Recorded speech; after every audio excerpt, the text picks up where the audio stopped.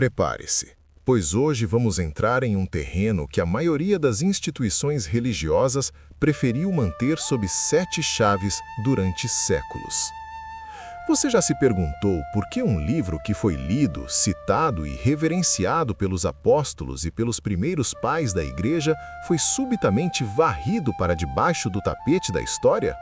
No Bênçãos Bíblicas, hoje vamos desbravar o abismo do livro de Enoque, uma obra tão densa e perturbadora que sua simples leitura foi considerada perigosa por concílios inteiros.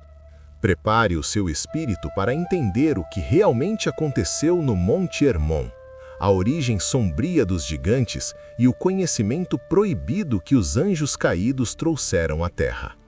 Se você sente que existe uma peça faltando no quebra-cabeça do Gênesis e quer entender por que o mundo antigo foi de fato destruído, este vídeo é o seu portal para o conhecimento que tentaram apagar.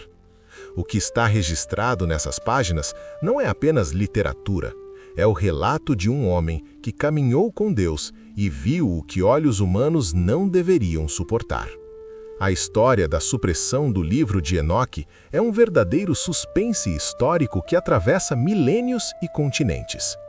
Durante séculos, o mundo ocidental acreditou que este texto havia se perdido para sempre, até que em 1773, o explorador James Bruce trouxe da Etiópia 3 manuscritos preservados pela Igreja Ortodoxa Etíope, a única que jamais abandonou Enoque do seu cânone oficial.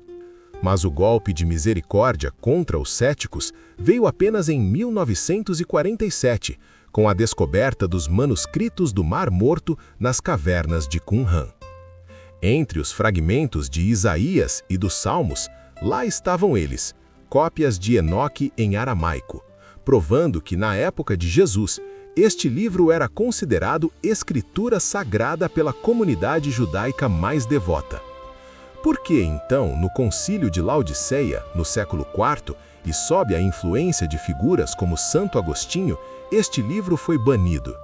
A resposta reside no conteúdo dark e visceral que Enoque revela, uma hierarquia angelical complexa, o destino detalhado dos condenados e a origem literal do mal que a Igreja institucionalizada em busca de controle e simplificação não estava preparada a gerir ou explicar às massas. O coração do mistério de Enoque bate no capítulo 6, onde o texto expande os enigmáticos versículos de Gênesis sobre os filhos de Deus. Enoque descreve a descida de 200 sentinelas, seres angélicos de alta hierarquia, que liderados por Samiasa e Azazel fizeram um pacto sombrio no cume do Monte Hermon. Eles não apenas profanaram a ordem divina ao se misturarem com as filhas dos homens, mas trouxeram consigo a semente do conhecimento proibido, que acelerou a autodestruição da humanidade. Segundo o relato, cada anjo caído era um mestre de uma arte obscura.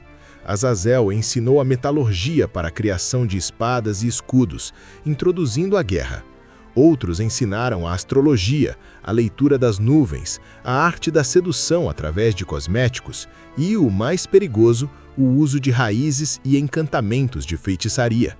O mundo pré-diluviano não era primitivo, era uma civilização tecnologicamente avançada através de meios ocultos, uma distopia onde gigantes híbridos, os Nefilim, devoravam não apenas os recursos da Terra, mas a própria carne e sangue da humanidade. O dilúvio, sob a ótica de Enoque, não foi apenas uma punição moral, mas uma intervenção de emergência para limpar uma contaminação genética e espiritual que ameaçava extinguir a linhagem humana pura de onde viria o Messias. A maior prova de que o livro de Enoque carrega uma autoridade divina está escondida nas próprias páginas do Novo Testamento, em um clickbait bíblico que muitos pastores evitam comentar. Na Epístola de Judas, nos versículos 14 e 15, o autor cita textualmente a profecia de Enoque sobre o julgamento final, tratando-o não como um mito, mas como um profeta real e inspirado. Mais do que isso, a linguagem de Jesus sobre o Filho do Homem, um termo que ele usou para si mesmo mais de 80 vezes, encontra sua raiz teológica mais profunda nas parábolas de Enoque, onde essa figura celestial é descrita sentada no trono da glória antes da criação do mundo. Até mesmo o apóstolo Pedro, ao mencionar os anjos que não guardaram seu estado original e foram lançados em cadeias de trevas, está usando a terminologia exata encontrada nas descrições de Enoque sobre a prisão dos sentinelas. Se os pilares da fé cristã bebiam dessa fonte, por que o cristão moderno é mantido à distância desse conhecimento? Estudar Enoque é como colocar óculos de visão noturna para enxergar a guerra espiritual que acontece nos bastidores da nossa realidade física. Mas o que torna a história deste livro ainda mais intrigante é o mistério de sua exclusão sistemática. Por que a Igreja institucionalizada do século IV, sob a influência do Império Romano, decidiu que as visões de Enoque eram perigosas demais para os fiéis? O livro de Enoque foi citado com autoridade por figuras como Clemente de Alexandria, Irineu de Lyon e até Tertuliano, que o chamava de Escritura Inspirada. No entanto, à medida que a hierarquia eclesiástica se consolidava, o detalhamento sobre os sentinelas, a rebelião angelical e o julgamento severo contra os reis e poderosos da terra tornou-se um conteúdo desconfortável para um sistema que buscava aliança com o poder político de Roma. A exclusão de Enoque não foi apenas uma decisão teológica, mas um movimento de censura contra uma obra que expunha a corrupção das autoridades e o governo invisível das trevas sobre as nações. Foi assim que, durante séculos, o texto sobreviveu apenas no isolamento das montanhas da Etiópia, guardado pela Igreja Ortodoxa Etíope como o segredo mais precioso da cristandade oriental, aguardando o momento profético de ser redescoberto pelo resto do mundo. A peça final deste quebra-cabeça que poucos teólogos ousam tocar é a conexão direta entre as visões de Enoque e a própria identidade de Jesus Cristo.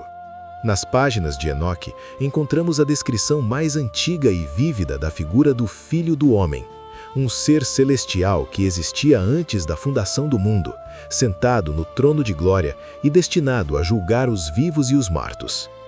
Quando Jesus usou este título para si mesmo, ele não estava apenas citando Daniel, ele estava evocando toda a cosmologia enoquiana que seus ouvintes conheciam profundamente.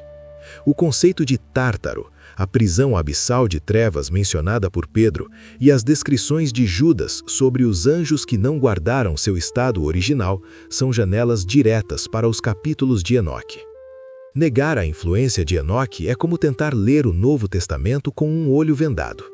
Ele é a chave que destrava o vocabulário espiritual dos apóstolos e revela que o mundo antigo estava muito mais consciente da invasão dimensional dos anjos caídos do que a nossa ciência moderna jamais se atreveu a admitir. Hoje, ao olharmos para o ressurgimento do livro de Enoque em nossa geração, não podemos ignorar o sinal profético que isso representa. O próprio livro afirma em seu primeiro capítulo que sua mensagem não foi escrita para a geração de Enoque, mas para uma geração remota de eleitos que viveria no dia da tribulação. O fato de você estar ouvindo sobre esses segredos agora, milhares de anos depois, sugere que o tempo de ocultamento acabou e o tempo do despertamento chegou. Estamos vivendo em uma era onde a tecnologia, a manipulação genética e o retorno do ocultismo espelham perfeitamente o cenário que Enoque descreveu antes do dilúvio. O livro de Enoque não é apenas um registro do passado, é um espelho do presente e um aviso sobre o julgamento que se aproxima. Ele nos convida a sair da superfície da religiosidade morna e entrar na profundidade de um Deus que vê além do véu. Um Deus que não deixou a humanidade sem aviso contra os estratagemas dos sentinelas que ainda operam nas sombras do poder mundial. Este é o momento final do nosso encontro com o proibido. Se você chegou até aqui, é porque o seu espírito clama por algo mais do que o leite espiritual comum. Você tem sede da carne forte da revelação. O Bênçãos Bíblicas existe para ser esse canal de conexão entre o antigo e o eterno, trazendo à luz o que as trevas tentaram esconder. Não saia deste vídeo sem selar o seu compromisso com a verdade. Inscreva-se agora, pois o que estamos preparando para os próximos episódios vai abalar os alicerces da sua compreensão espiritual. Compartilhe este vídeo com aqueles que têm ouvidos para ouvir, pois o tempo é curto e a porta do conhecimento está se abrindo pela última vez. Comente abaixo, eu estou desperto, se você aceita o desafio de caminhar na luz em meio a uma geração de sombras. Que o Senhor te guarde, que o Espírito Santo te guie por entre os mistérios e que você seja achado pronto, como Enoque, quando o Filho do Homem aparecer em sua glória. Maranata, o Rei está voltando e os segredos estão sendo revelados.